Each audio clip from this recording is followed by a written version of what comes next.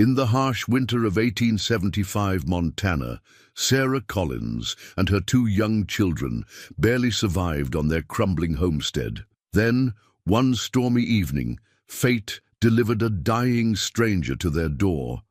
A well-dressed cowboy, bleeding heavily from what looked like bullet wounds. Despite having barely enough food for themselves, Sarah couldn't turn away a soul in need. She dragged him inside, tended his wounds with precious herbs from her garden, and shared their last bowl of stew. Little did this struggling widow know that her act of kindness would transform not just the mysterious stranger's life, but the destiny of her entire family. What secret was this wounded cowboy carrying that would change everything for the poor widow who saved him? Before we jump back in, tell us where you're tuning in from. And if this story touches you, make sure you're subscribed, because tomorrow I've saved something extra special for you. Sarah Collins knelt before the weathered family Bible, her trembling fingers tracing the familiar entries, birth records, marriage dates, and now her throat tightened. Her William's death certificate, the ink barely dry from 4 months ago. The leather binding was cracked and worn, just like everything else on their struggling homestead. She closed the Bible gently and tucked it away in the cedar chest William had made during their first year of marriage.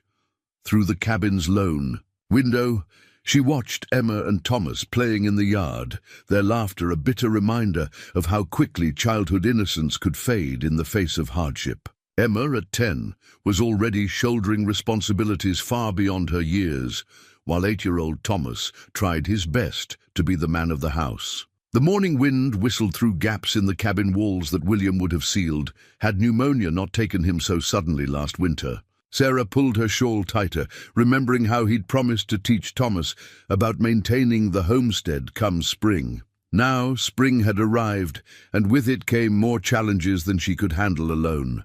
Their small herd of cattle had dwindled to 3 milk cows and a sickly calf. The barn roof sagged ominously, threatening to collapse with the next heavy snow. The wheat field, once their pride, lay half-planted. She simply didn't have the strength to work it all herself. Sarah had sold William's tools, then his horse, and finally her mother's silver tea service, but the money barely covered their most pressing needs. Mr. Jenkins from the bank had visited yesterday, his sympathy barely masking his businesslike demeanor. 3 months, Mrs. Collins, he'd said, shuffling papers with practiced detachment. The bank's been patient considering the circumstances, but we can't extend the mortgage any further. Sarah heated water for the morning's porridge, stretching, the last of their oats with dried apple slices. Emma came in, carrying fresh eggs from their remaining hens. "Only 3 today, Mama," she reported, her young face too serious. "But they're good ones." "That's wonderful, darling." Sarah managed to smile, though her heart ached. 3 eggs wouldn't feed 3 hungry mouths, but Emma needed praise for her diligence. "Would you fetch Thomas? Breakfast is nearly ready." As Emma went to call her brother, Sarah divided the porridge into 3 bowls, giving the children larger portions than her own. She'd learned to ignore her own hunger.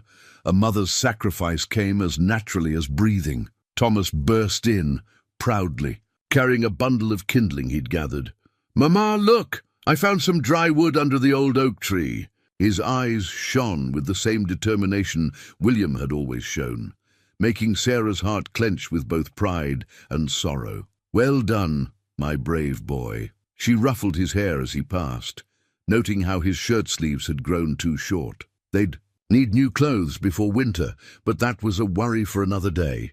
Over breakfast, Emma announced, "Mrs. Peterson at church said she'd pay me to help with her mending." She stirred her porridge thoughtfully. "I could go after my chores." Sarah's throat tightened. Her children shouldn't have to work for others at such young ages, but pride had no place in survival. "That's very kind of her, Emma. Just don't neglect your studies." Education was one thing Sarah refused to sacrifice. William had been so adamant about their children learning to read and cipher. After breakfast, Sarah watched her children head to the small schoolhouse a mile down the road. Their patched clothes and worn boots a testament to their poverty, but they walked tall, just as she taught them. Colin's children didn't slouch, no matter their circumstances. Alone in the quiet cabin, Sarah allowed herself a moment of weakness. Tears slid down her cheeks as she gripped the edge of the rough-hewn table. "Oh, William," she whispered to the empty room, "how am I supposed to do this without you?"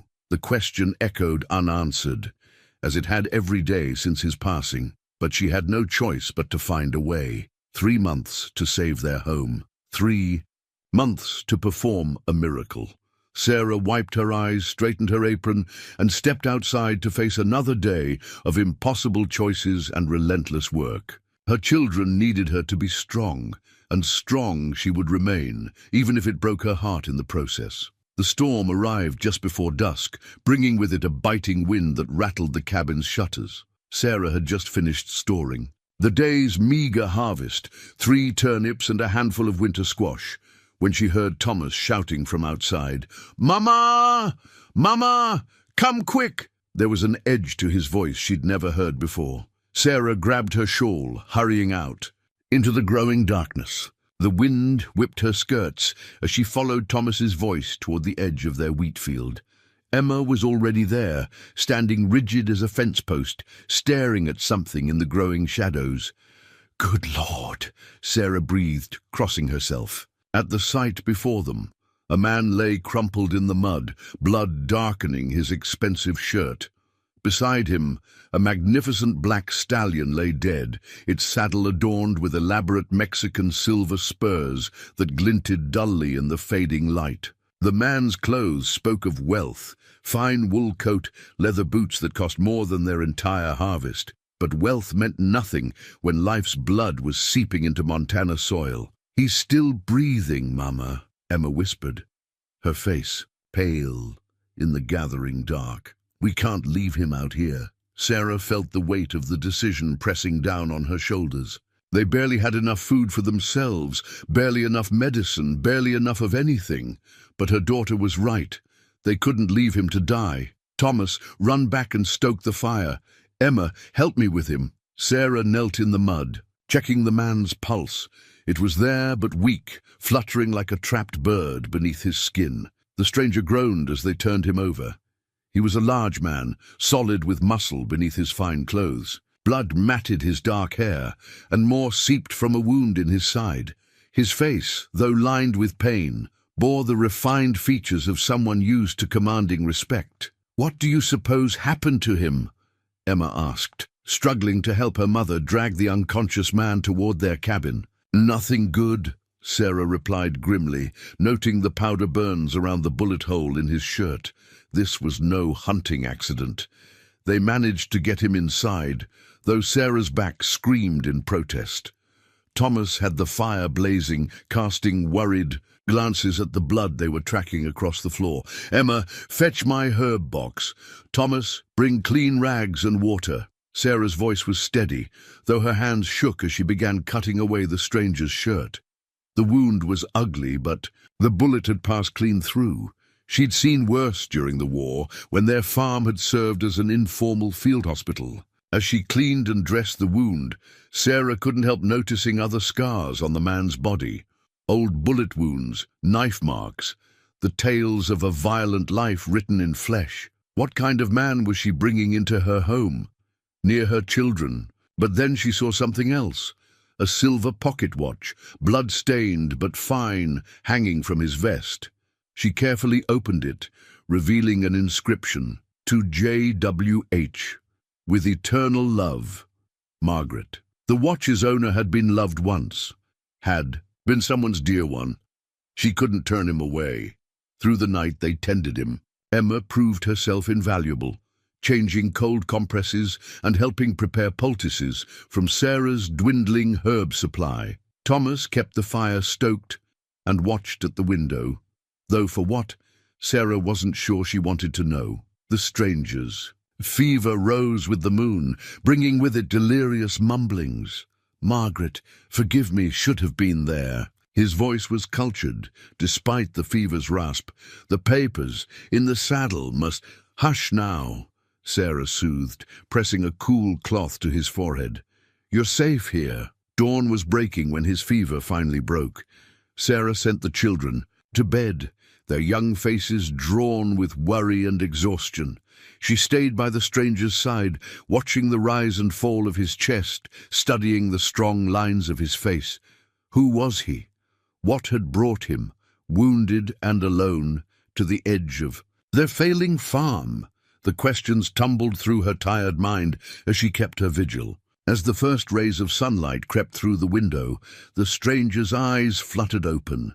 They were a striking blue, clear and intelligent, despite the lingering effects of fever. For a long moment he stared at Sarah, confusion giving way to understanding. "You saved my life," he said simply, his voice rough but gentle.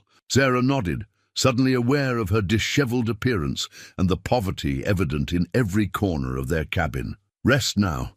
Questions can wait." He caught her hand as she rose, his grip surprisingly strong. "Thank you," he whispered, sincerity heavy in his voice. Then his eyes closed again, this time in natural sleep.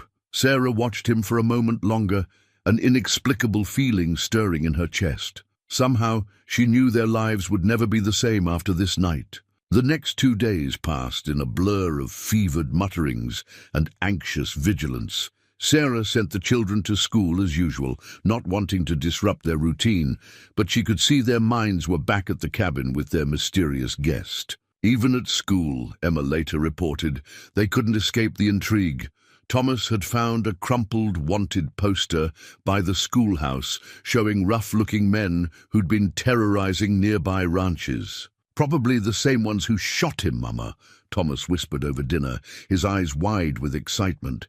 "Maybe he's a lawman hunting them down. Or maybe," Emma added thoughtfully, stirring her thin soup, "he's running from them." Sarah shushed them both, though the same questions had been haunting her.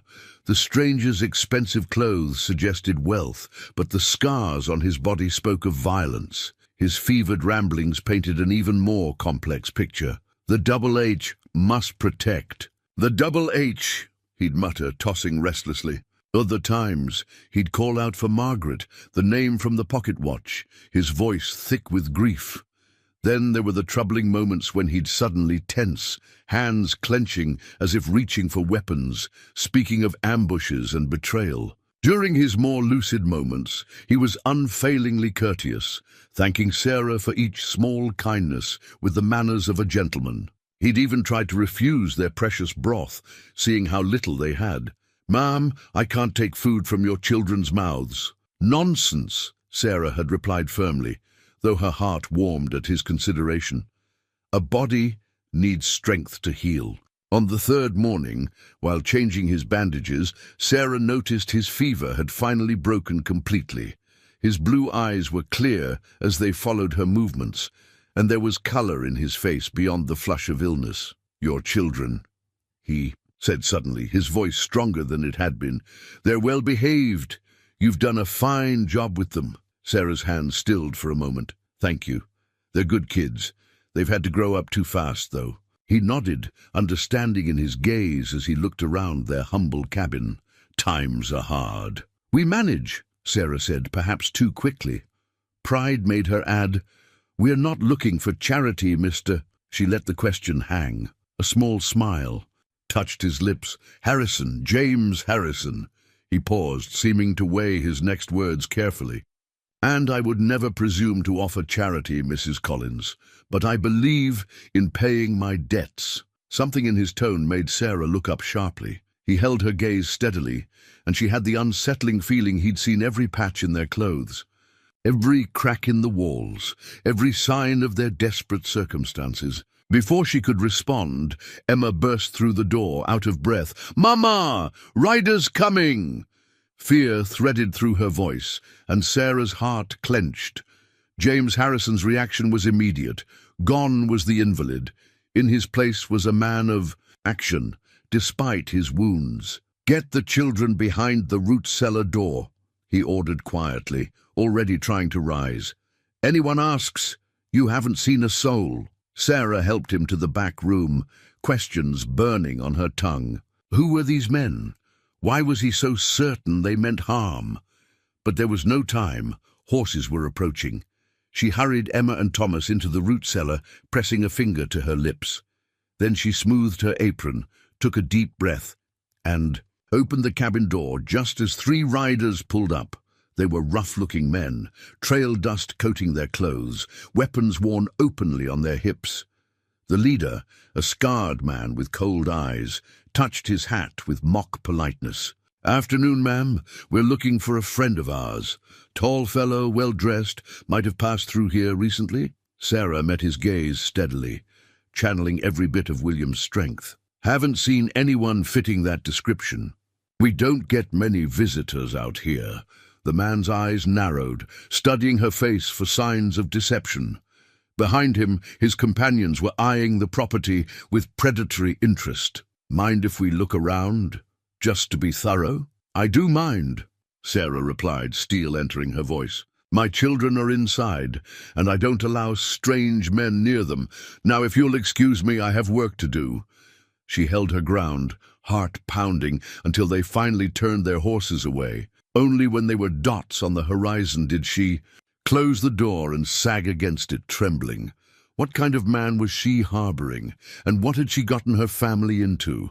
That evening, after the children were asleep, Sarah confronted James with a cup of willow bark tea and questions that couldn't wait until morning. He sat propped up in the bed they'd made him on the floor, looking more like himself despite the pallor of recovery.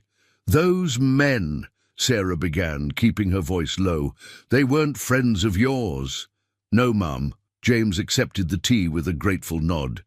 "And I thank you for not telling them about me, though it must have cost you lying." "Like that." Sarah settled into William's old chair, her fingers absently tracing the worn armrests. "What I told them wasn't exactly a lie. I haven't seen their friend, only a wounded man who needed help." A ghost of a smile touched James's lips. "You have a diplomatic way with words, Mrs. Collins." He reached beside him and withdrew a folded document from his coat. "I believe it's time you knew who you're harboring." The paper he handed her was a deed. Not just any deed, but one for the Double H Ranch, one of the largest spreads in the territory. Sarah's eyes widened as she read the name. James William Harrison. "You own the Double H?" She'd heard of the ranch, of course. Everyone had. Its owner was known to be wealthy but reclusive, a mystery to most folks in the territory. "I do." James set down his tea, his expression growing serious. "Those men who came today, they work for Marcus Blackwood, though not officially. He's been trying to buy the Double H for years, by any means necessary." His hand drifted to his healing wound. This was his latest attempt at persuasion. Sarah's mind raced, pieces falling into place. The expensive clothes, the fine horse, the way he carried himself, it all made sense now, but one thing didn't. "Why tell me this?" "Because you and your children risked everything to save a stranger." James met her eyes steadily. "You deserve to know the truth, and to understand the risk you took. More importantly, you deserve to know I have the means to protect you from any consequences of that kindness." Sarah straightened in her chair, pride flaring. "We didn't help you expecting payment, Mr. Harrison." "James, please." His voice softened. "And I know you didn't. That's precisely why I want to help." Thomas chose that moment to appear in the doorway, sleep-tousled and clutching his father's old wooden horse. "Mama, I heard voices." Sarah rose to guide him back to bed, but James spoke first. "Come here, young man." Thomas approached cautiously, his curiosity overcoming his shyness. James reached into his coat again and produced a small carved horse, its details fine enough to show every muscle and flowing mane. "I've been working on this while I rest," James explained, handing it to Thomas. "Kept me from going stir-crazy. What do you think?" Thomas's eyes lit up as he examined the carving. "It looks just like your horse, sir. The one that—" His voice trailed off, remembering the dead stallion. "Yes, it does." James's voice held no bitterness, only gentle understanding. His name was Midnight. He was a good friend. He showed Thomas how the wooden horse's legs were jointed, allowing it to be posed. "Every good horse needs a good owner to care for it. Think you can do that?" Thomas nodded solemnly, clutching both wooden horses to his chest. Sarah felt tears pricking at her eyes, remembering how William used to spend evenings carving toys for the children. "Thank you, Sir James," Thomas corrected himself, beaming. "I'll take real good care of it." After Sarah had tucked Thomas back into bed, she returned to find James looking thoughtful. "He's a fine boy," he said. "Reminds me of myself at that age before—" He trailed off, pain flickering across his features. "Before what?" "Before I learned that the world isn't always kind to dreamers." James shifted, wincing slightly.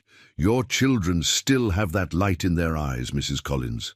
Despite everything, they haven't lost hope. That's a testament to your strength." Sarah felt her cheeks warm.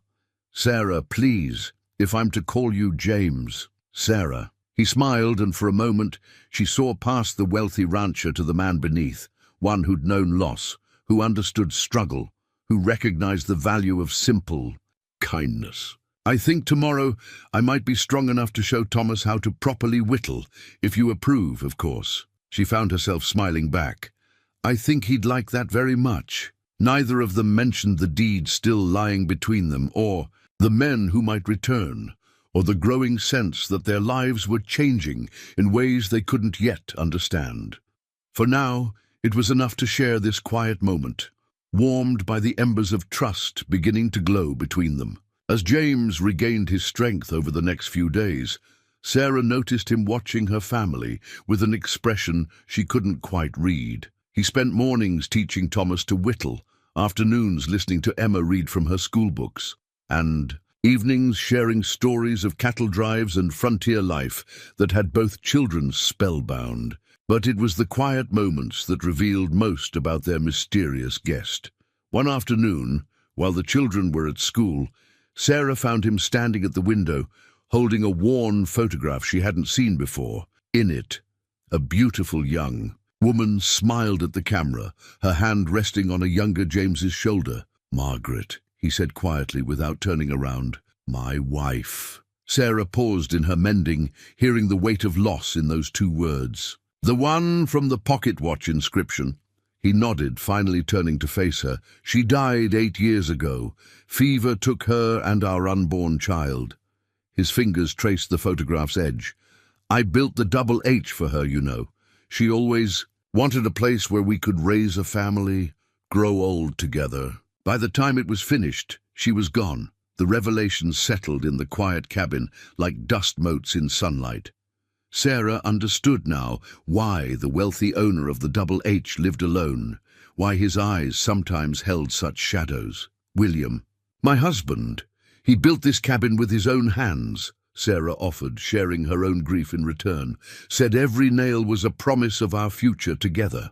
James settled into the chair across from her, his wound allowing more movement now. "How did you meet him?" "At a barn raising. He was the only one who didn't treat me like a delicate flower, because I was the preacher's daughter." Sarah smiled at the memory. "First thing he said was, 'Those hands look like they know honest work.' Smart man." He was. Sarah resumed her mending, the familiar motion soothing.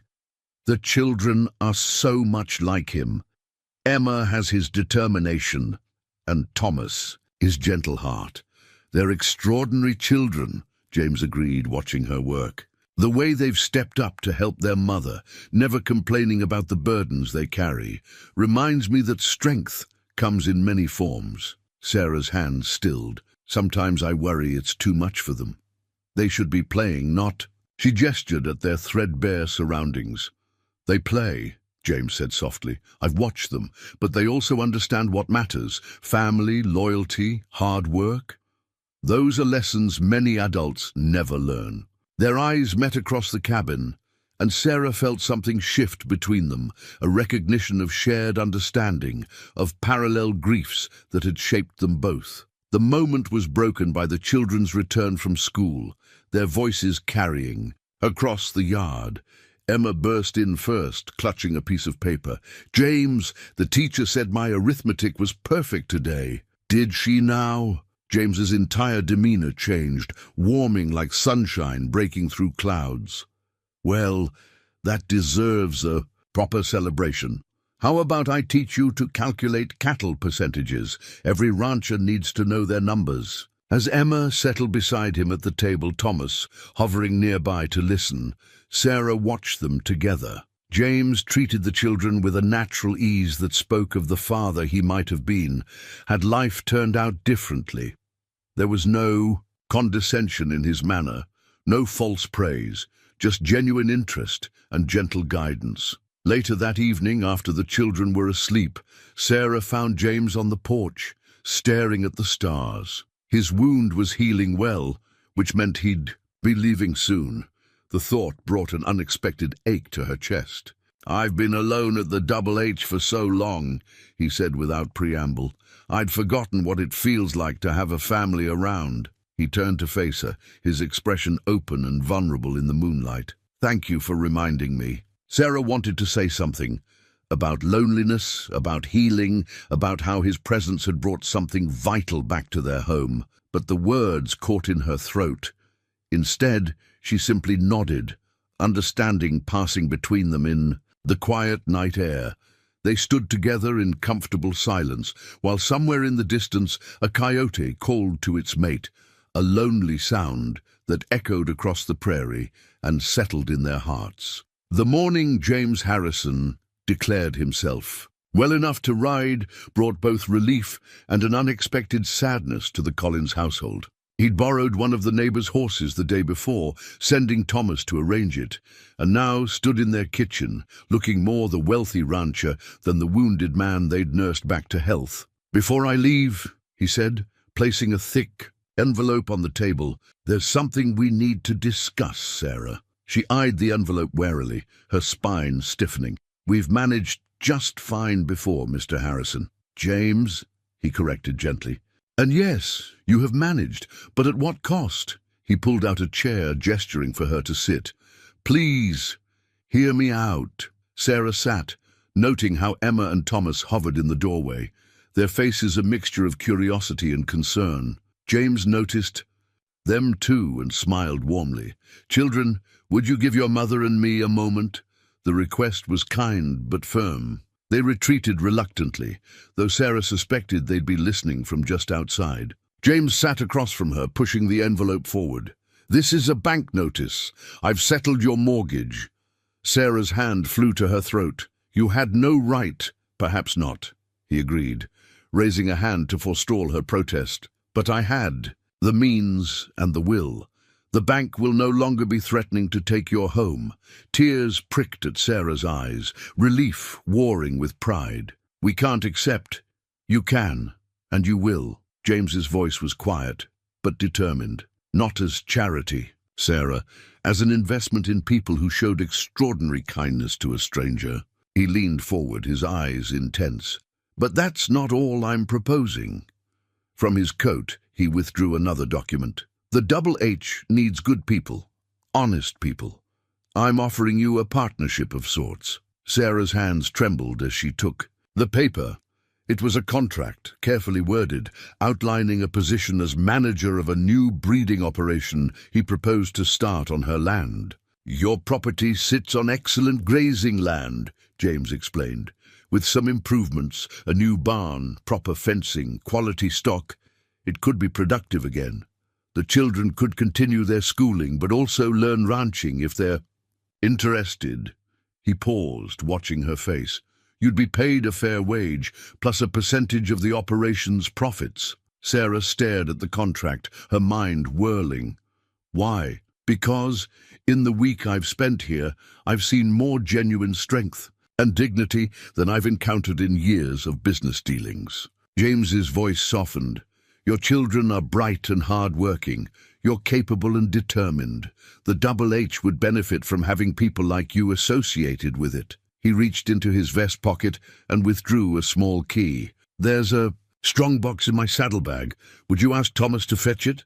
When Thomas brought the box, James opened it carefully.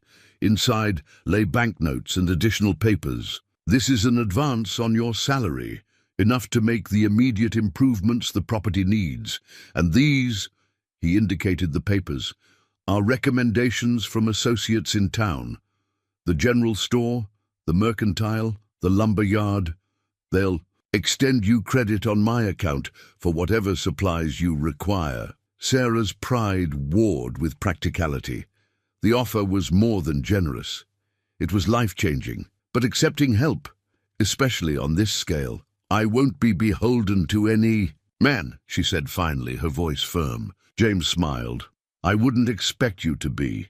This is business, Sarah, pure and simple. You'll work hard for everything you receive. He gestured to the contract. Read it carefully. Have a lawyer look it over if you wish. I'll abide by whatever decision you make. Emma's voice came from the doorway, unable to contain herself any longer. Does this mean we can fix the barn? James turned, his expression warm. If your mother agrees, yes. And maybe add a few horses for you and Thomas to learn on. Thomas appeared beside his sister, eyes wide. Real horses? Of our own? Thomas, Sarah cautioned. But James held up a hand. Let them dream a little, Sarah. His eyes met hers. Sometimes dreams are what give us the courage to accept help, when pride would rather we didn't. Sarah looked at her children's hopeful faces. Then, back at the papers before her, she thought of William, of his dreams for their family, of how he'd always said opportunity wore strange disguises. I'll need time to think about it, she said finally. James nodded, standing. Of course. I'll return in 3 days. He moved toward the door, then paused. Remember, Sarah, accepting help doesn't mean surrendering your independence. Sometimes it means choosing a different path to the same destination. After he'd gone, Sarah sat at the table for a long time, the contract before her, listening to her children's excited whispers and feeling the weight of possibility pressing against her chest like a physical thing. The architect's plans for the homestead renovation lay spread across Sarah's kitchen table, blue lines sketching out a future she was still learning to believe in. 3 weeks had passed since she'd signed James's contract, and already the property was transforming. The new barn rose quickly, its fresh-cut timber fragrant in the spring air. Local men, hearing that James Harrison of the Double H was backing the project, had appeared offering their labor. Sarah watched them work from her doorway, remembering barn raisings of the past, when William had been alive and their future had seemed so certain. It's good bones, James said, coming to stand beside her. He'd been riding out every few days to oversee the work, though Sarah suspected he had other reasons for his frequent visits. Like this whole place, just needed someone to see the potential. The town had buzzed with gossip when word spread about their arrangement. Sarah heard the whispers at church, saw the speculative glances. Some, like Mrs. Peterson, approached with genuine warmth, pleased to see the Collins family's fortunes turning. Others, like the banker's wife, watched with barely concealed disapproval at what they assumed was happening between the widow and the wealthy rancher. Let them talk, James had said when she'd mentioned it. People who have never known struggle are quick to judge those who have. There was something in his tone that suggested personal experience with such judgments. Emma and Thomas seemed oblivious to the gossip, too excited by each new development. The arrival of the first 2 horses, gentle, well-trained animals James had chosen specifically for them, had brought tears to their eyes. Now they spent every free moment at the corral, learning to ride under James's patient instruction. "Back straight, Thomas," he called out now, watching the boy guide his mount in careful circles. "That's it. You're a natural, son." The word son slipped out naturally, and Sarah saw Thomas sit a little straighter in the saddle. James hadn't seemed to notice what he'd said, but Sarah felt its weight. He'd been filling spaces in their lives they hadn't even realized were empty. "The foundation for the new wing will be started tomorrow," James said, consulting the plans. "Again, the children should each have their own room." Sarah traced the blue lines with her finger. "It seems like so much, James. Not compared to what you've given me." His voice was quiet, serious. When she looked up, questioning, he continued, "A reminder of what matters, why I built the Double H in the first place. It was never meant to be just about profit." A commotion from the corral interrupted them. Emma had managed her first proper trot, her face glowing with achievement. "Mama, did you see?" "Well done, darling," Sarah called back, her heart full. She hadn't heard such joy in her daughter's voice since before William died. James smiled at Emma's progress, then turned back to Sarah. "There's something else I've been meaning to discuss. The school board had a meeting yesterday." Sarah tensed, remembering the times she'd had to beg for understanding when she couldn't afford the children's books. "I've arranged for a proper library to be built," James continued, "and for a second teacher to be hired. The children in this district deserve every opportunity to learn." "The whole district?" Sarah asked, surprised. Not just Emma and Thomas." James shook his head. "Education lifts everyone, Sarah. Your children help me remember that, watching them with their books every evening." She studied his profile, this man who'd entered their lives like a character from one of Emma's novels. "Why are you really doing all this, James?" He was quiet for a long moment, watching Thomas and Emma with their horses. "When Margaret died, I forgot something important," he said finally. "I forgot that wealth without purpose is just weight in your pockets. Your family, you reminded me what it means to build something meaningful." A shout from the barn drew their attention. The workers had finished raising the main beam. Soon there would be a stable for the horses, storage for hay, a proper tack room. The architectural plans showed it all, every detail carefully considered. "Progress," James said softly, satisfaction in his voice. "But this is just the beginning." Sarah looked at him sharply, hearing something in his tone that suggested he meant more than just the buildings. But before she could ask, Emma called for him to watch her trot again, and he moved away, leaving Sarah to wonder about the changes taking place, not just to their property, but to their hearts. Emma's first riding saddle arrived on a Tuesday morning, the tooled leather gleaming with intricate patterns of morning glories and wild roses. She stood speechless, running her fingers over the detailed work, while James explained the craftsmanship that had gone into its making. "Every good horsewoman needs her own saddle," he said, showing her how to care for the leather. "This one's size just for you. The design—" He paused, something flickering in his eyes. The morning glories were Margaret's favorite, seemed fitting somehow. Sarah, watching from the barn doorway, caught the significance of the gesture. He wasn't just giving Emma a saddle. He was sharing something of his past, weaving threads of his lost dreams into their new beginning. "It's beautiful," Emma whispered, then surprised them all by throwing her arms around James's waist. He stood frozen for a moment before his arms came around her, his expression a mixture of joy and old pain. "Well now," he said gruffly, clearing his throat, "let's see how it sits on that mare of yours." The lessons that followed weren't just about riding. James taught Emma and Thomas the proper way to approach a horse, how to read its mood, how to earn its trust. Sarah found herself learning too, watching the patient way he built their confidence. "Horses are like people," he explained one afternoon, as Thomas struggled to get his mount to cooperate. "They know when you're nervous or unsure. You have to believe in yourself before they'll believe in you." Thomas frowned, gripping the reins too tightly. "But what if I make a mistake?" "Then you learn from it." James adjusted the boy's hands gently. "That's all any of us can do. Your father, he would have taught you these things, wouldn't he?" Thomas nodded, his eyes bright with unshed tears. "He promised to teach me everything about the farm when I got bigger. He'd be proud of you now," James said quietly. "Learning new things, helping your mother, being brave even when it's hard." He stepped back, gesturing to the horse. "Now show me that turn again. Remember, confidence." Sarah watched her son straighten his shoulders, determination replacing uncertainty.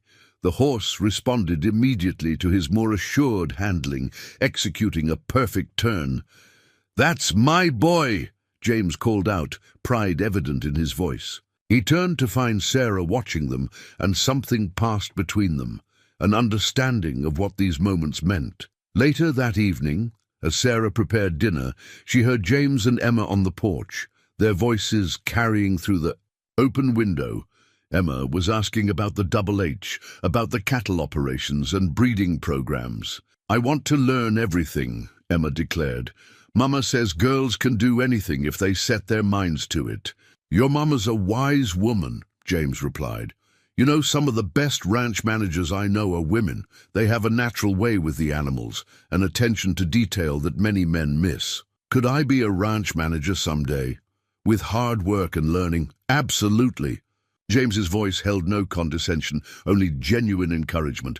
Tell you what, tomorrow I'll show you how we keep the breeding records. Mathematics, genealogy, careful observation. It all matters in building a strong herd. Sarah stirred. The stew, remembering William's words about Emma, that girl's got more fire in her soul than most grown men. He would have loved seeing her like this, eyes bright with purpose, mind eager for knowledge. The screen door creaked as Thomas joined his sister and James on the porch. Soon they were deep in conversation about different horse breeds, the boys, natural curiosity drawing out James's extensive knowledge. Sarah listened to their voices, blending in the gathering dusk, her children's bright questions, James's thoughtful answers, the easy laughter they shared. This was what healing sounded like, she realized. Not the absence of pain, but the presence of new joy growing alongside cherished memories. James caught her eye through the window, and his smile held a warmth that made her heart flutter. He'd given them more than material security. He'd given them back their sense of possibility, their right to dream beyond mere survival. "Mama!" Thomas called out. "James says I can help with the new calves when they come. Real ranch work." "That's wonderful, darling," she answered, her voice steady despite the emotion tightening her throat. "Now wash up for dinner, both of you." As the children clattered inside, James lingered on the porch, his expression thoughtful. "They're quick learners," he said when she joined him. "Like their mother." Sarah felt her cheeks warm. "We've had a good teacher." His hand found hers in the growing darkness, a brief touch that felt as natural as breathing. "We're all learning. Together, Sarah, that's what family does." The word family hung in the air between them, full of question and promise. Summer mellowed into autumn, painting the Montana sky in rich golds and deep blues. James unrolled a hand-drawn map across the kitchen table, showing Sarah how their modest homestead had grown. New fencing stretched across expanded pastures. The renovated barn stood proud and sturdy, and the wheat field, William's pride and joy, had yielded its first abundant harvest in years. "The soil here is exceptional," James explained, his finger tracing the boundaries of their property. "With proper crop rotation and the new irrigation system, you'll see even better yields next season." Sarah studied the map, marveling at how their world had expanded. "I never thought I'd see this place thrive again. You always had the foundation for success." James's voice was warm. It just needed some support to rebuild. The harvest festival was approaching, and for the first time since William's death, Sarah felt ready to truly participate. The Collins family had always contributed in the past, but this year would be different. Their root cellar was full, their pantry stocked, and Emma had even won a ribbon at the county fair for her horsemanship. "Mrs. Peterson asked if we'd host the quilting circle next week," Sarah mentioned, smoothing her apron. "Said our new parlor addition would be perfect for it." James smiled, understanding the significance. The quilting circle was more than just sewing. It was the heart of the community's social network, where reputations were made or mended. Their inclusion marked a shift in how the town viewed their changed circumstances. "You should accept," he said. "Those women will see what I've seen all along, a family that perseveres with grace." The sound of hoofbeats interrupted them. Emma and Thomas rode into view, their horses moving in perfect sync as they checked the fence line. James had taught them to ride as a team, explaining that ranch work required trust in your partner as much as skill with your mount. "They looked like they were born to it," Sarah said softly, watching her children through the window. "They were. It was just sleeping in their blood, waiting for the right moment to wake up." James stepped closer, his presence solid and reassuring beside her. Like other things that sleep until the right moment, Sarah felt her cheeks warm, aware of his nearness. These moments had been happening more frequently, quiet conversations that held deeper meanings, casual touches that lingered just a moment too long. The town's gossip had shifted from scandal to speculation about when, not if, the wealthy rancher would make his intentions known. But James never rushed, never presumed. He was building this relationship as carefully as he'd helped them rebuild the farm, laying each stone of trust with patient deliberation. The children burst in, bringing the crisp autumn air with them. "Papa, I mean James," Thomas corrected, himself flushing. "We found 2 breaks in the north fence, but we marked them just like you showed us." The slip didn't go unnoticed. James's eyes met Sarah's briefly before he turned to Thomas. "Good work, son. Show me on the map where you found them." As Thomas eagerly pointed out the locations, Emma joined Sarah at the stove. "Mama, Mrs. Davidson at the general store said they're looking for help with bookkeeping. She remembered how good I am with numbers from when James taught me the breeding records. Do you think we'll discuss it?" Sarah promised, proud of her daughter's initiative. The idea of Emma working in town would have worried her before, but now, with their secure foundation and James's steady influence, it felt right to let her spread her wings. Later, after the children had gone to bed, James lingered by the door. "The Harvest Festival," he said. "I thought perhaps, that is, if you'd allow me to escort you and the children." Sarah felt a smile tugging at her lips. It was endearing to see the confident rancher stumbling over words like a shy suitor. "We'd be honored," she replied simply.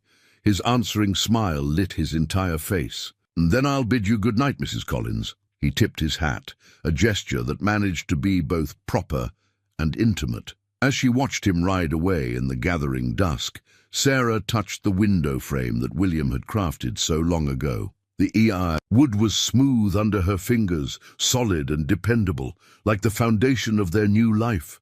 Sometimes love built things to last beyond its own time, she realized. And sometimes it came back in new forms, when you were finally ready to embrace it. The storm came without warning, rolling across the prairie like God's own fury. Sarah stood at the window, watching lightning split the afternoon sky into jagged pieces. The air felt wrong, too green, too heavy, and the wind carried a sound she'd never heard before, a low moaning that made the horses stamp nervously in their stalls. "Mama!" Emma burst through the door, her hair wild from the wind. "James is riding in from the Double H. He says there's a twister coming." As if summoned by her words, James's horse appeared through the curtain of rain, its hooves throwing mud. As he pushed it hard toward the house, he was off its back before it fully stopped, his face grim. "Storm cellar! Now!" he ordered, his voice carrying over the wind's howl. "Thomas, help me get the horses into the barn. Emma, grab the emergency. Supplies your mother prepared." "Sarah, I'm not staying in the cellar while you and Thomas are out there," she cut him off, already moving to help Emma. A crack of lightning illuminated his face, worry warring with admiration. "Stubborn woman," he muttered, but there was love in the words. "Fine, but be quick about it." They worked as one unit. No hesitation or confusion. The family's practiced emergency routine, combined with James's calm authority, made every moment count. As they led the frightened horses into the barn, Sarah glimpsed the lightning-damaged beam that would become their crisis point. Thomas spotted it too. "James, look!" He pointed at the main support, where lightning had blackened and split the wood. The whole structure groaned ominously in the wind. "Get out, now!" James pushed them toward the door, but it was too late. With a sound like rifle shots, the beam began to splinter. What happened next seemed to unfold in slow motion. James shoved Thomas clear of danger, but the shifting beam caught his own shoulder, driving him to his knees. Sarah screamed his name, fighting against the wind to reach him. "The rope!" he gasped, pointing to the wall. "Sarah, you know what to do." She did know. They'd practiced emergency repairs, James insisting they all learn basic barn engineering. "Thomas, Emma, the support poles, just like we trained." The children moved without question, grabbing the reinforcement poles they'd stored for just such emergencies.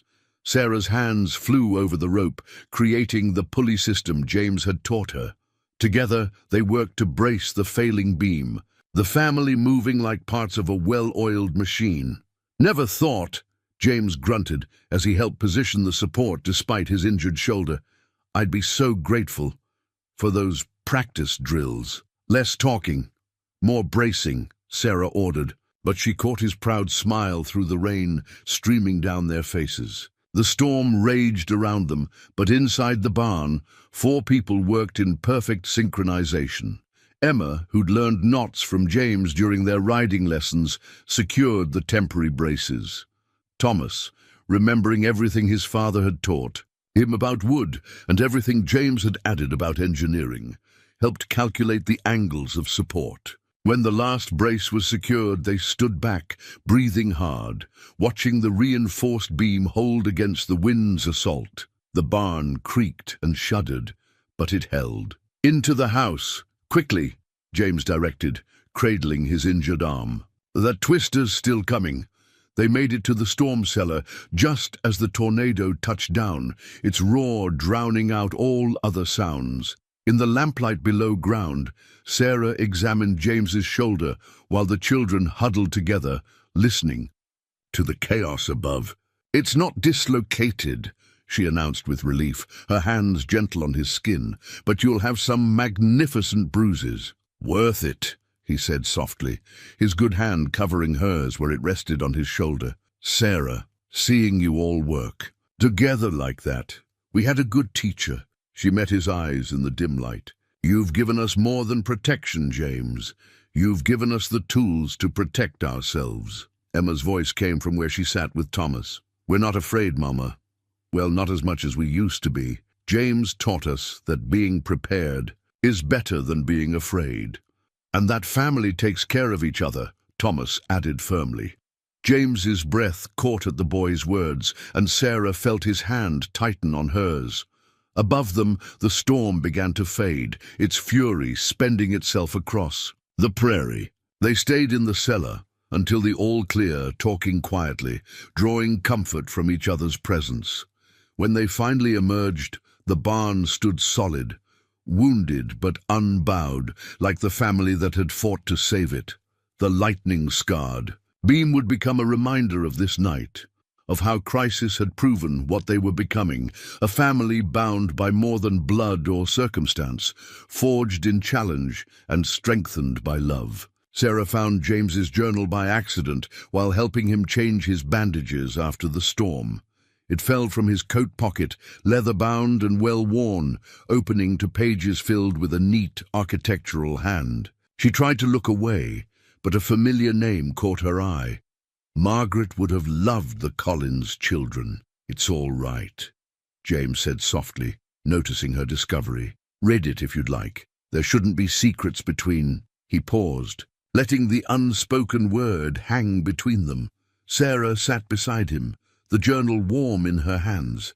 His writing revealed a soul deeper than she'd imagined, pages filled with both pain and hope. He wrote of Margaret's death, of dark years wandering the Double H alone, of how an act of kindness from a struggling widow and her children had awakened something he'd thought forever lost. "I've been writing again since I met your family," he admitted, watching her read.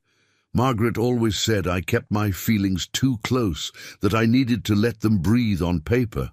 "She sounds wise," Sarah said gently, turning a page to find a sketch of Emma on horseback, Thomas working with his new tools, herself standing in the doorway of their home. "She would have adored you all." James's voice was thick with emotion. "Sometimes I think she led me here that night I was shot, her way of telling me to stop hiding from life." Sarah closed the journal carefully. "Tell me about her, the real Margaret, not just the memory." James smiled, settling back in his chair. "She loved morning glories, hence Emma's saddle design. Said they reminded her that beauty opens fresh each day." He chuckled softly. "She was terrible at cooking but wouldn't admit it, burned everything except coffee, but she could charm anyone from ranch hands to bankers." "How did you meet?" At a charity auction in Denver, I was there to buy breeding stock. She was organizing the event, trying to raise money for a children's home. His eyes grew distant with memory. She convinced me to donate 3 times what I'd planned. Said if I had money to buy fancy cattle, I had money to help orphans. Sarah smiled, imagining the scene. She challenged you. Like someone else, No. His good hand found hers. Sarah, I've been wanting to tell you, these past months, watching you fight for your children, seeing your strength and grace, I never thought I'd feel this way again. James, let me finish, please. He squeezed her hand gently. I'm not trying to replace William, just as you're not replacing Margaret. But I think they'd both be happy seeing us find our way to each other. Tears pricked at Sarah's eyes. The children adore you, and I love them as my own. He shifted to face her fully. I love their mother too, with a depth that both surprises and humbles me. Sarah's heart thundered in her chest. They'd been moving toward this moment for months, but hearing the words spoken aloud made them real, irrevocable. I've been afraid, she admitted, not of loving you, but of depending on someone again, of risking loss. I know, James's thumb traced circles on her palm. We've both learned the hard way that love means risking pain, but it also means choosing joy, choosing life. He gestured to his journal. I've been writing our story, Sarah. Not just mine, but all of us. How fate or providence brought us together, how your family taught me to live again. Sarah thought of William, of his dream for their children, his hope for their future. She thought of Margaret, who had taught James to open his heart on paper. Their loves hadn't ended with death.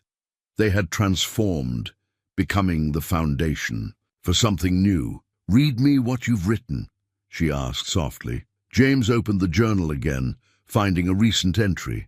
His voice was gentle as he read about Emma's first successful cattle drive, Thomas's growing skill with carpentry, the way Sarah's laugh had begun to sound free again. He wrote of healing, of second chances, of love that grew not in spite of past grief but because of it, because loss had taught them the precious nature of joy. As his words filled the quiet room, Sarah felt the last walls around her heart crumbling. They were building something beautiful here, not just on paper or on the land, but in the spaces between their hearts, in the way their broken pieces fit together to make something whole and new. The first snow fell early that year, blanketing the Collins homestead in pristine white. Sarah stood at her bedroom window, watching James teach the children how to read weather signs in the morning sky. Their breath frosted the air as he pointed out cloud formations, explaining how to predict storms from nature's subtle hints. This winter felt different from the last, not just because of their well-stocked barn and sturdy roof, but because of the warmth that filled their home despite the cold outside. The evidence of that warmth lay scattered throughout the house. Handmade Christmas gifts carefully hidden in dresser drawers. Secret whispers between Emma and Thomas as they planned surprises. The quiet contentment in James's eyes when he thought no one was watching. The Anderson family lost their cabin in that fire last week, Emma mentioned at dinner, pushing her stew around thoughtfully. Mary Anderson said they're staying in the church basement until spring. James set down his spoon, meeting Sarah's eyes across the table. They'd already discussed taking in the Andersons, but had waited to hear what the children thought. It's awful cold in that basement, Thomas added, and they've got little ones. Sarah smiled, proud of her children's gentle hearts. What do you two think about sharing your rooms for a while? The Andersons could use our new addition until they rebuild. We'd have to move the Christmas tree, Emma calculated. But it would look nice in the front parlor anyway. And I could help Mr. Anderson with the rebuilding, Thomas offered. James has been teaching me about house frames. James cleared his throat, clearly moved by their immediate acceptance of the idea. That's settled then. I'll ride over tomorrow and make the offer. Later that evening, after the Andersons had been invited and welcomed, Sarah found James in the barn, working on something he quickly covered with a cloth. No peeking, he warned, smiling. Christmas secrets. She leaned against the doorframe, watching him work by lamplight. You've started quite a tradition, you know. The children are determined their handmade gifts must be perfect. Speaking of which, he pulled out a small package wrapped in brown paper. This one can't wait until Christmas. Inside was a beautiful leather-bound book filled with blank pages, its cover tooled with morning glories like Emma's saddle. I thought, James said softly, you might want to write your own story, the children's too. Memory is precious, Sarah. It should be preserved. Sarah ran her fingers over the soft leather, thinking of James's journal, of the way he'd used writing to heal. Thank you, she whispered.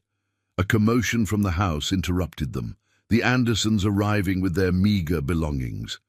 Sarah and James hurried to help, watching as their children welcomed the younger Anderson kids with natural warmth. That night, with two families crowded under one roof, Sarah wrote the first entry in her new journal. Today we learned that home stretches to hold what love requires. The children gave up their rooms without hesitation, understanding instinctively what James and I have come to know, that blessings multiply when shared. The days grew shorter, but their evenings grew richer. James taught both families his mother's old Christmas songs while they made decorations from pine cones and ribbon.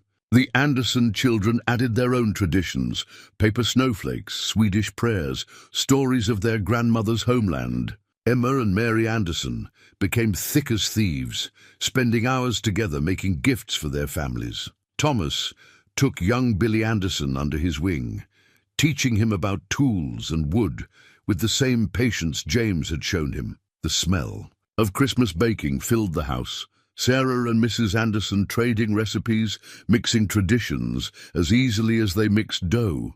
Even Mr. Anderson's quiet depression began to lift as James involved him in planning the rebuild of their cabin, giving him hope to carry through the winter. One evening, Sarah found James standing in the doorway of the crowded parlor, watching their expanded family with misty eyes. Having second thoughts about taking them in? She asked softly. He shook his head, thinking about Margaret again, but differently now. He turned to Sarah, taking her hand.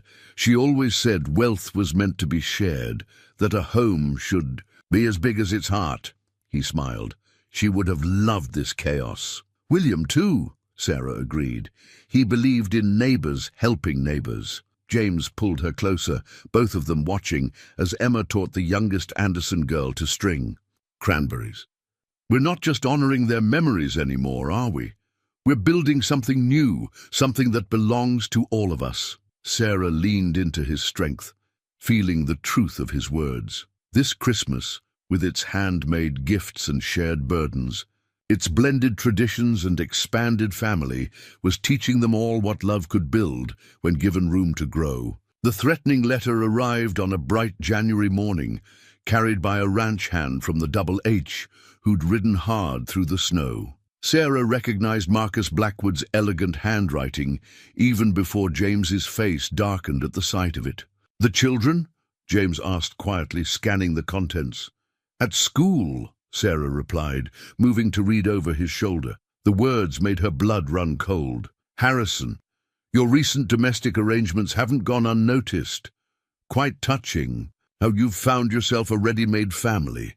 Would be a shame if anything happened to them. The Double H could have been transferred peacefully. Now, well, even the strongest barn can burn. Consider this a final courtesy. James crumpled the paper, his knuckles white. I should have known he wouldn't let it rest. Blackwood's never been one to accept defeat gracefully. Tell me, Sarah said, laying a hand on his arm. All of it this time. James sank into a chair, suddenly looking weary. Marcus Blackwood and I were partners once, years ago. He helped finance the Double H's early days when banks wouldn't touch a young rancher's dreams, but his vision was different from mine. How? So, he wanted to build an empire, squeeze out smaller ranches, control the whole territory. I wanted to create something sustainable something that would help the community grow. James's jaw tightened. When I bought him out, he didn't take it well. Started acquiring land around the Double H, trying to choke us off from water rights. Grazing lands. The night you were shot. His men, James confirmed. They'd been pressuring other ranchers to sell. I'd gathered evidence, was taking it to the territorial authorities. They tried to stop me. His eyes met Sarah's. I never meant to bring this danger to your door. Sarah straightened, William's strength flowing through her. Our door, she corrected firmly. We face things together now. Sarah, no, she cut him off. You've given us back our future, James. Helped us build something beautiful here. We won't let fear steal that from us. A horse's whinny broke the tension. Through the window, they saw Thomas and Emma returning early from school, accompanied by the sheriff. James Harrison, Sheriff Miller called out as they approached, got word of suspicious men watching the school. Thought it best to escort your young ones home. James's face hardened as he helped Emma down from her horse. Did you recognize any of them? No, sir, Emma answered, her voice steady despite her obvious fear. But they had horses like the ones those men rode last summer when they came looking. For you, Thomas stood close to James, unconsciously mimicking his protective stance. I saw them behind the mercantile too, watching us when we were shopping with Mama yesterday. Sarah felt a chill that had nothing to do with the winter air. They'd been watched, studied, their routines observed. James must have felt it too, because he turned to the sheriff with grim determination. John, I think it's time we discussed Blackwood's operations in detail. I have documentation you should see. The evidence you were carrying that night? The sheriff's hand rested meaningfully on his gun belt. James nodded. And more I've gathered since. Sarah's property deed, the threats to other ranchers, details of his strong-arm tactics. He glanced at the family. But first, we need to secure the homestead. The next hours passed in a flurry of activity.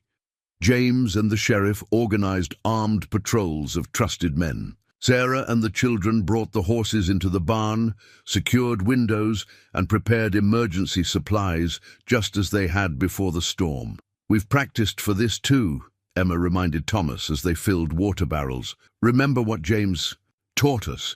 Being prepared beats being afraid. Sarah overheard the exchange and felt fierce pride surge through her chest. Her children had grown so much, learning not just ranching skills from James, but courage and clear thinking in the face of danger. That evening, after the sheriff had left with James's evidence and extra patrols were in place, the family gathered close in the parlor. The Andersons had insisted on staying despite the threat, Mr. Anderson stating firmly that neighbors stand together. James held Sarah's hand tightly as they discussed plans for the coming days. No one spoke of fear, though it hung in the air like wood smoke. Instead, they talked of practical matters, guard rotations, supply checks, signals between houses. Whatever comes, James said finally, looking at each beloved face in turn, we face it as a family. And in that moment, watching her children's brave faces in the firelight, Sarah knew they would prevail. Love had built this family. Fear would not tear it apart. The attack came 3 nights later, during the darkest hour before dawn. Sarah woke to the smell of smoke and James's urgent voice. They've set the far pasture on fire. They're trying to draw us out. The family moved with practiced precision. No panic, no wasted motion. Emma and Thomas helped the Anderson children into the storm cellar while their parents joined the bucket line. James's wound from the storm had barely healed, but he worked tirelessly, directing men, coordinating their defense. They're coming from the North Ridge. Sheriff Miller's voice carried over the chaos. At least 8 riders. Sarah's heart clenched as she saw James check his gun, his face set in grim lines. Stay with the children, he told her. But she caught his arm. Your wound, I'll be fine. He kissed her quickly, fiercely. Keep them safe. But as he turned to leave, Emma's voice rang out from behind them. Riders coming from the south too, through the winter wheat. James spun, realizing they were being flanked. Sarah saw the moment his tactical mind shifted, analyzing their position. They'd prepared for an attack, but not from two directions. The barn, he decided. Everyone inside. It's the strongest building we have. They rushed to comply, shepherding children and adults alike into the fortified structure. James's improvements had made it as solid as a fortress, with clear lines of sight and defensive positions. As Sarah helped Mrs. Anderson with the youngest children, she heard James and the sheriff organizing their defense. "Thomas," James called, "remember where we stored the extra ammunition?" "Yes, sir, behind the loose board in the tack room."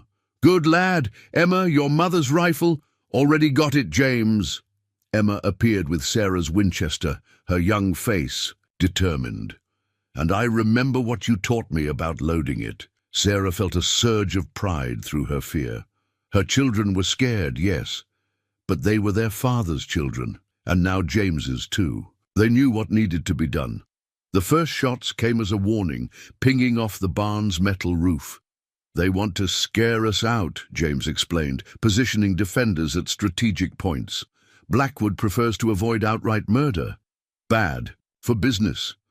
"Then what do they want?" Mr. Anderson asked, cradling his youngest. "A show of force, to prove we're helpless without Double H protection." James's voice hardened. "But we're not helpless." As if to underscore his point, Emma called out, "Mama, they're moving the fire closer to the house." Sarah met James's eyes across the barn. Their home, everything they'd built together, stood vulnerable. But before either could speak, Thomas stepped forward. "The irrigation system," he said firmly. "The one James designed. We can flood the north field from here." James's face lit with fierce pride. "The control lever there in the barn wall. Sarah, your boy's a genius." "Our boy," she corrected softly, watching Thomas and James work the irrigation controls together. Water began gushing across the north field, creating a barrier between the fire and the house. But their success was short-lived. A bullet splintered the barn door, and suddenly the night erupted in gunfire. "Stay down!" James ordered, returning. Fire through a defensive port. But as he turned, Sarah saw him stumble, his old wound reopening under the strain. "James!" She rushed to him, pressing her hand against the growing bloodstain on his shirt. "It's nothing," he tried to assure her, but his face was pale with pain. "Papa's hurt," Thomas cried out, forgetting himself in his fear. The word hung in the air for a moment, even amid the chaos. James's eyes filled with tears that had nothing to do with pain. "I'm all right, son," he said hoarsely. "We all will be." As if in answer to his words, a new sound cut through the night. Horses, approaching at a gallop, many of them. Sheriff Miller risked a look through the window. "It's the Double H hands," he shouted. "Must be 20 of them, coming in from the east." The ranch hands' arrival turned the tide.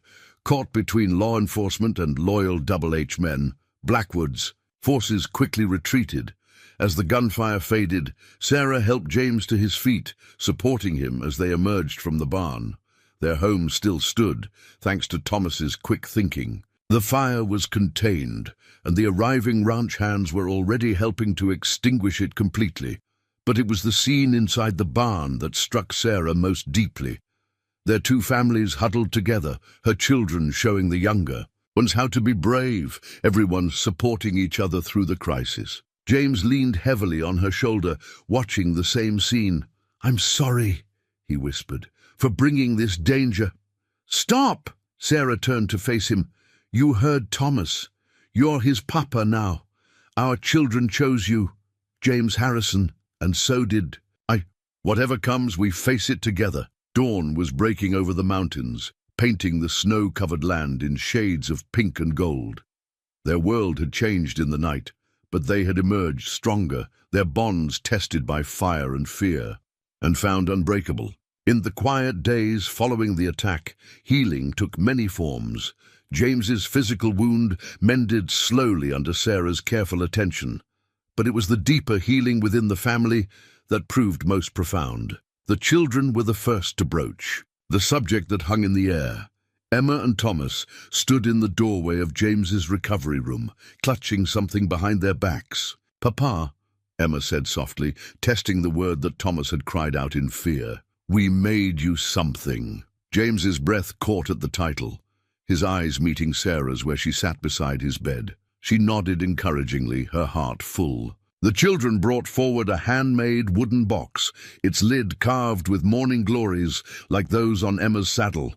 Inside lay a ring, a simple gold band that Sarah recognized with a start. It was Dad's, Thomas explained, his voice quiet, but steady.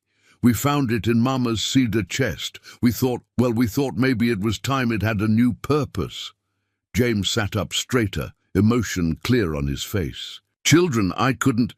Dad would want you to have it, Emma interrupted. He always said love was about protecting family. That's what you did. What you do. Sarah moved to sit on the bed beside James, taking his hand. They're right, she said softly. William would approve of the man who's helped raise his children, who's taught them strength and courage and love.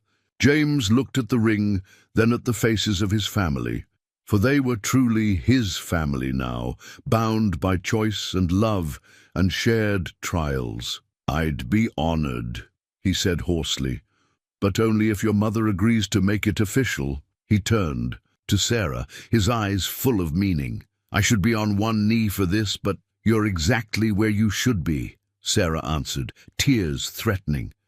Surrounded by our children, in our home, asking a question we've all known the answer to. For months. Thomas bounced on his toes. So you'll marry him, Mama? Yes, Sarah laughed, wiping her eyes. Yes, I'll marry him. Emma carefully placed William's ring in James's palm. As he slipped it onto Sarah's finger, she felt the weight of past and present combining. Not replacing old love, but building something new from its foundation. Later that evening, as the children shared the news with the Andersons, who had insisted on staying until James was fully recovered, Sarah found herself alone with her fiancé. I've been thinking, James said, his voice thoughtful, about names and legacies. Oh, the Double H. It was named for Harrison, but maybe it's time for a change. The Circle C, perhaps. For Collins? Sarah touched his face gently. Children carry the Collins name proudly. But maybe we need something new, something that represents all of us. James caught her hand, kissing her palm. What did you have in mind? The Morning Glory Ranch, she suggested. For Margaret's flowers, for new beginnings, for beauty that opens fresh each day. His eyes grew misty. Trust you to find the perfect way to honor both our pasts while building our future. He shifted carefully, mindful of his healing wound. I've been working on something else too. Had planned to wait, but he reached for his journal, opening it to a marked page. Inside lay adoption papers, already drawn up, waiting only for signatures. If the children want, he said softly. They'll always be Collins by blood, but they could be Harrisons too. A fresh start for all of us. Sarah read through tears as James explained his plan. How the children could choose to keep Collins as a middle name, honoring their father while adding Harrison to mark their new chapter. How he'd already discussed it with the town lawyer, ensuring everything would be legal and proper. We'll ask them together, she decided, when you're stronger. A knock at the door interrupted them. Emma carrying James's evening medicine. Sarah watched as their daughter fussed over him with gentle competence, adjusting his pillows, checking his bandage just as she'd been taught. Emma, James said, as she turned to leave, would you and Thomas join us for a moment? There's something we'd like to discuss. Sarah held his hand as they presented the adoption option to the children. The joy on their faces, the completeness of their acceptance, was all the answer they needed. That night, writing in her journal, Sarah reflected on how love transformed. William's ring now carried new promises. Margaret's flowers bloomed in their future ranch's name, and their children would carry both their past and their future in their very names, a family bridging what was and what would be, stronger for having been tested by fire. Spring arrived with a burst of wildflowers and wedding preparations. The morning glory vines Emma had planted around the porch posts were just beginning to sprout, promising summer blooms for their newly named ranch. The whole community had embraced the upcoming celebration, seeing it as a symbol of hope after the darkness of winter's trials. Sarah stood still as Mrs. Peterson adjusted her wedding dress, her mother's gown, carefully altered to fit both her figure and the times. Emma watched the process with shining eyes, her own new dress laid out on the bed. "Something borrowed," Mrs. Peterson said, pinning a delicate lace collar. "This was my grandmother's, brought all the way from Boston. And something blue," Emma added, bringing forward a sapphire brooch. "James had it made to match his eyes," she grinned. "He said to tell you it's also something new." Sarah touched the jewel gently. "And something old?" "That would be me," came a gravelly voice from the doorway. Reverend Matthews, who had married Sarah and William all those years ago, stood leaning on his cane. "Though I suspect I'm not quite what the tradition had in mind." The old minister had insisted on performing the ceremony despite his failing health. "Married you to your first love," he'd said to Sarah. "Only fitting I should marry you to your second.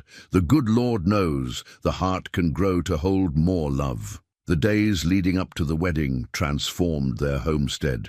The barn, once a fortress against danger, became a flower-filled reception hall.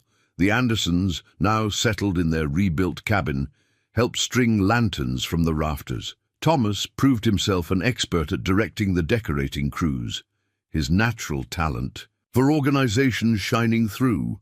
James, for his part, seemed to have his own surprises in store. Mysterious packages arrived from Denver, and he spent long hours in private conversation with Emma, who guarded their secrets with diplomatic skill. "You'll see, Mama," was all she would say, her eyes twinkling with shared conspiracy. The morning of the wedding dawned clear and warm. Sarah woke to find a gift on her pillow, a framed family portrait, the first they'd taken together. She and James sat in the center, the children standing behind them, all four faces glowing with happiness. The frame was carved with morning glories and wheat stalks, combining both their pasts into their shared future. A note in James's hand read, "Our first official family portrait, though you've been in my heart far longer. Today we make it legal, my love." The ceremony itself was everything Sarah hadn't known she wanted. Simple yet profound, intimate yet shared with their whole community. Emma and Thomas stood up with them, not just as children, but as vital parts of the family being joined. When it came time for the vows, James surprised them all by turning first to the children. "Before I make my promises to your mother," he said, his voice carrying across the gathered crowd, "I have promises for you." He withdrew 2 small boxes. "These are pocket watches, like the one that brought me to your door that stormy night. They're engraved with your new names, the ones you chose, honoring both your fathers." Emma opened hers with trembling fingers, reading aloud, "Emma Collins, Harrison, beloved daughter." Thomas's voice joined hers. "Thomas Collins Harrison, cherished son." James continued, his eyes bright. "I promise to carry you in my heart as my own, to honor the memory of the good man who gave you life, and to spend every day trying to be worthy of the title you've given me. Papa." There wasn't a dry eye in the gathering, as James then turned to Sarah, taking her hands in his. "And to you, my love, I promise partnership in all things, to build our Morning Glory Ranch together, to raise our children in love and wisdom, to face whatever storms may come with the same courage you showed on that first night when you took in a wounded stranger and changed all our lives forever." Sarah's response came from her heart, unrehearsed but true. "I promise to continue building this beautiful life with you, to blend our family's legacies into something new and wonderful, and to face each dawn grateful for the love that brought us together." Reverend Matthews beamed as he pronounced them husband and wife. As James kissed her, Sarah heard Emma whisper to Thomas, "Now we're officially Harrisons too." The celebration that followed was a true community affair. Tables groaned with potluck.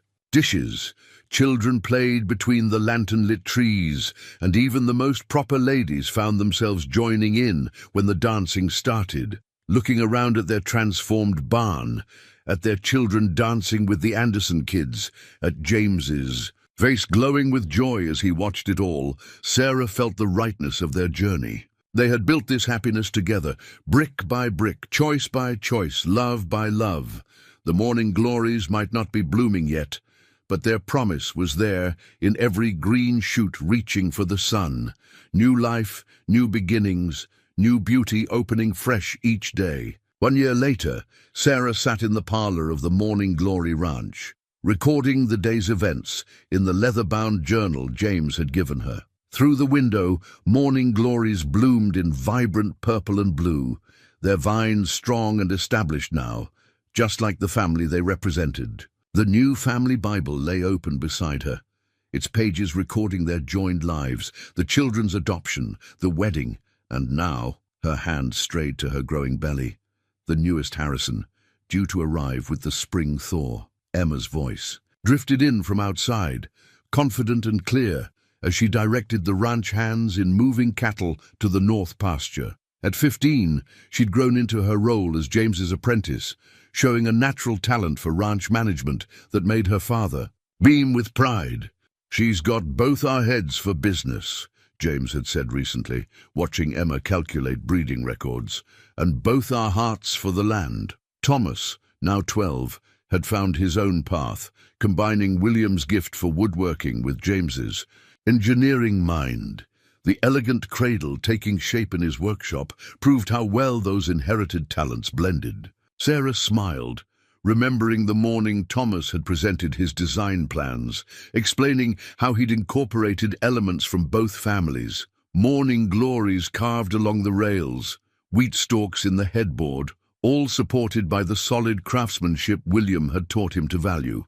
"The baby should know where they come from," he'd said seriously, "all the parts that made us who we are." A commotion from the yard drew Sarah to the window. James was returning from the Double H headquarters, where Blackwood's trial had finally concluded.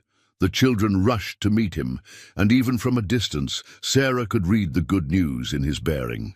"Guilty on all counts," he announced as she joined them. The evidence was too strong to ignore. "Blackwood's empire is finished." Emma hugged him fiercely. "Does this mean the Morning Glory Ranch is safe?" "Safe and growing," James confirmed, drawing Sarah into their embrace. "The territory judge granted us the water rights Blackwood had. Tried to steal. We can expand the breeding program like we planned." Thomas looked up from the family cluster. "Then we can help more families, like we helped the Andersons." "That's right, son." James ruffled his hair. "The Morning Glory Ranch will be a place that grows more than just cattle. It'll grow hope." Later that evening, after the children had gone to bed, Sarah and James sat on the porch swing, watching the stars emerge. The evening breeze carried the sweet scent of the flowers that had become their symbol. "I found something today," James said, pulling a worn envelope from his vest, while going through the last of the trial documents. It was the threatening letter Blackwood had sent a year ago, its words now powerless to inspire fear. Sarah read it again, remembering the terror of that time, the way it had forged them into something stronger. "We've come so far," she murmured, leaning into her husband's strength. "We have." James's hand covered hers where it rested on her growing belly. "Sometimes I think about that night, bleeding in your wheat field. How close I came to never knowing this happiness." "God had other plans," Sarah said softly, "for all of us." They sat in comfortable silence, listening to the night sounds of their ranch. A cow lowed in the distance, horses shuffled in the barn, and somewhere an owl called to its mate. All the ordinary, precious sounds of a life built with love. "I added something to the Bible today," James said eventually.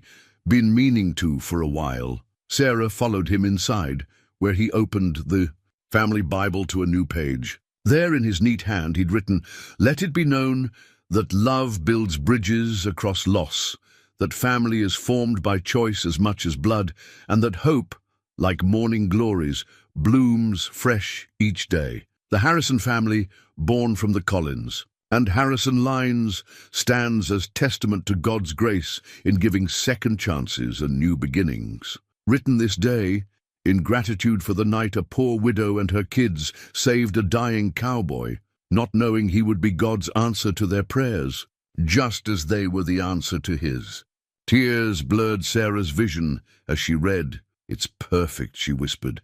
"Our story should be preserved," James said, holding her close. "So our children and their children will know that love can heal any wound, build any bridge, transform any life. They should know they come from people who chose love over fear, hope over despair, and found their happy ending by believing in new beginnings." Sarah touched the words on the page, then reached up to touch her husband's face. Outside, the evening star shone bright over the Morning Glory Ranch, blessing the home and family that had grown from one simple act of kindness on a stormy Montana night.